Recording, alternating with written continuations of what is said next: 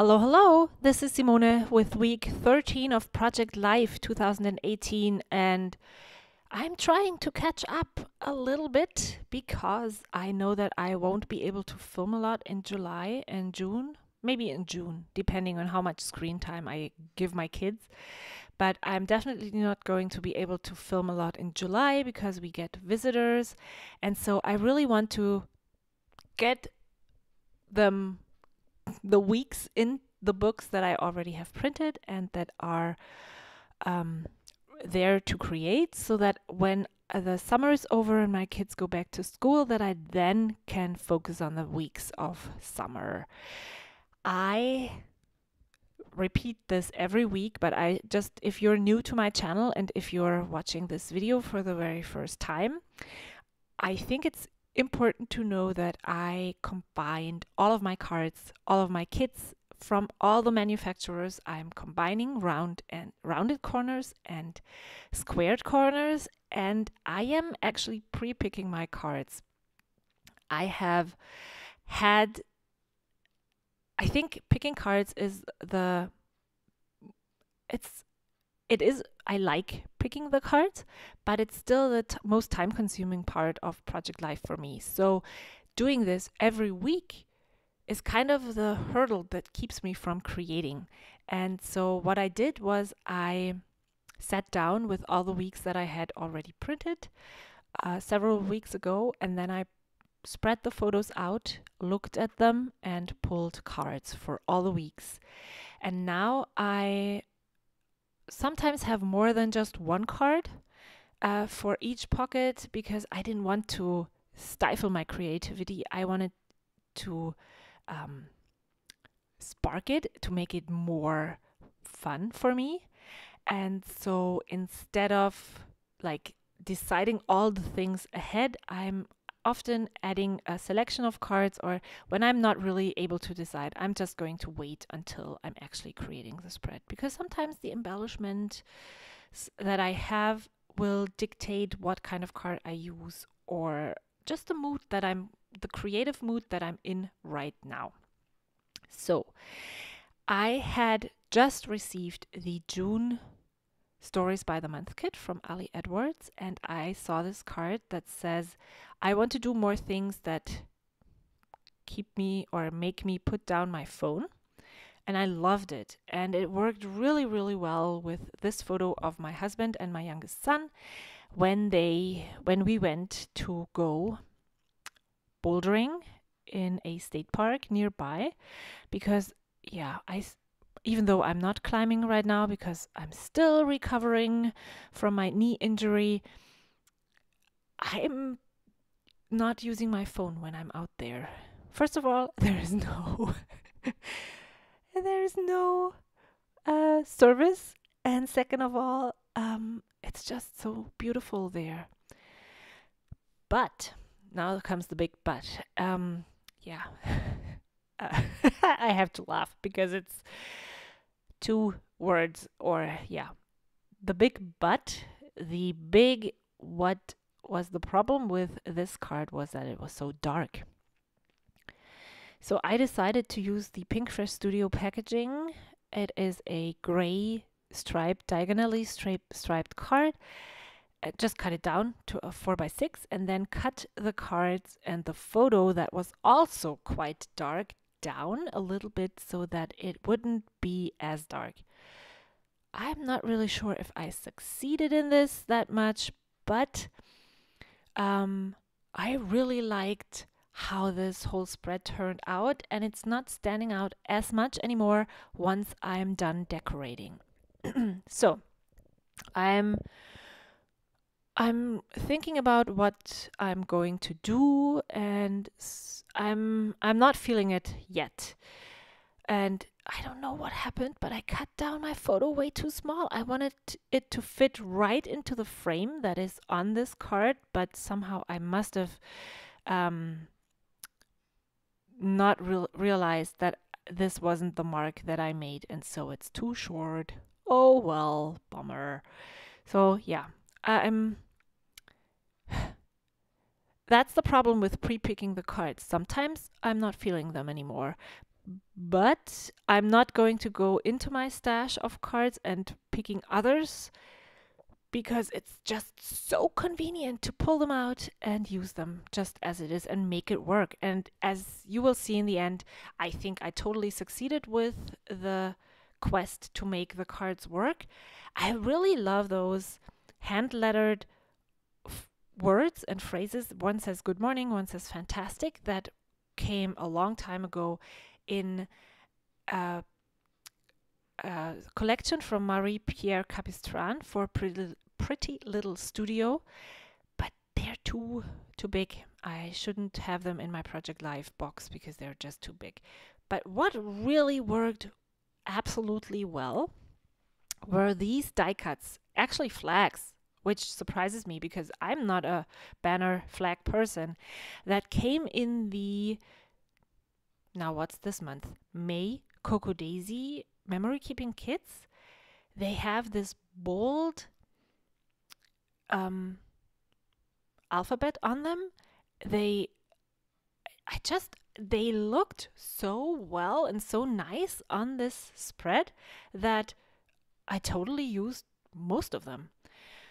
And I'm going to use stamps. 2 weeks ago, I said that I was going to use more stamps in my Project Live, but it's harder than I thought it would be because I have this whole box full of die cuts that I could use. I'm not really using a lot anyway, as you can see. And so I would need to go through all of my stamps and pick them and decide which ones would work on this. And so, yeah, I have to really make a concerted effort to actually use them. I probably need to add this to my steps of pulling out all of my things. So what I usually do when I start creating is, well, not really very much. I bring out my phone stand. I bring out this envelope with the week's photos and cards. And I bring out my die cuts and all the embellishments that I want to use. And usually, except for this Pink Fresh Studio cardstock stickers, because they're too big, I have them all in iris containers. I have an iris container with all labels. I have an iris container with bulky chipboard embellishments and enamel shapes kinds of things, and then I have an iris container with die cuts, and that's all I use for my Project Life mainly, usually, except when I pull out stamps. And yeah, I guess I probably need to put into that routine that when I'm done spreading out my photos and I know what I'm going to scrapbook, that I then need to go into my stamp stash and pull 1 or 2 or 3 stamp sets that might go with the predominant themes on this. Since I'm using this alpha stamp set, it is new, so I knew I wanted to use it. It's from Feed Your Craft, and I think it's called the Skinny Alpha stamp set. It's fabulous. I'm really, you know that I love alpha stamps, but this one is really, it's small enough for traveler's notebooks. It's small enough for Project Life. It could be used for subtitling on scrapbooking layouts. It's just, it's amazing. And so I want to use it more than just once on my title card, just to make it, not stand out that much, to bring it in more. And I stamped out Easter 2018. And then I realized that I didn't really have a lot to say about the photo of my kids that from the hair salon, because you can see it on the photo. They cut their hair, and I can just add that to the photo. But I had a little bit more to say about Easter, and so I just switched the cards because Easter was April Fool's Day as well, and so I sent my kids on a fake Easter egg hunt. And to make things worse, I didn't even have anything for Easter for them this year. So yeah, that was my oldest and my youngest. They thought it was so funny and they laughed But my middle one, he was so mad at me for the rest of the day. I ruined his whole Easter day experience. If I had known that it was so hard for him, I wouldn't have done that. And then to make things worse, I gave him a, is that retaliation payment? Yeah. You can see that I wrapped some grapes in egg wrapping paper. What I did when I told you this story was I swapped pictures and cards around. I used my white jelly roll pen to draw on 2 photos. It's not that legible, but you can actually read it if you want to. And then I trimmed out this die cut, the heart, because it really went absolutely well in the empty space of the photo up there. And then I'm on a roll right now. This works really nice, and I feel like I'm in the scrapbooking or Project Life zone. I glued down the favorite and the glasses, and then I'm just writing about our really bad glass purchase experience. We actually returned them and purchased them somewhere else then. And then I'm going to add, even though I really loved that arrow that said favorite adventure, I loved the card, but I didn't really like how it looked. So I was totally fine with adding that outside fun banner right on top of that arrow. And I really like it much better now. Added some more white journaling to the card. This also helps tie it into the spread. And I think I'm calling it done. I'm debating whether I'm going to add anything to the photo that I left blank. But again, I'm going to be fine with photos that don't have any embellishments. I don't have to have embellishments on all of my photos and on all of my cards. Sometimes it's nice to not have that much. Then I pull out this Remember That Time When die cut. It would really work well because it says week 13. But I think I find this one, and